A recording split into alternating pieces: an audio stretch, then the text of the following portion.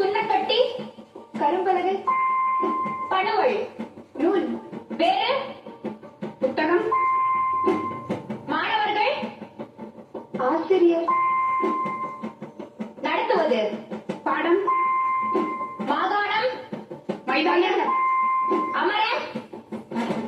நாற்காலி, ஆசிரியை, ஆசிரியர், எதிர், மாணவி, அணிவது, சீருடை,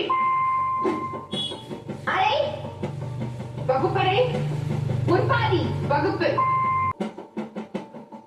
அடிக்க, குச்சி, சுமப்பது, பை,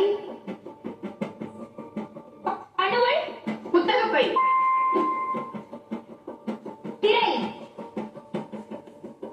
படம், மடி,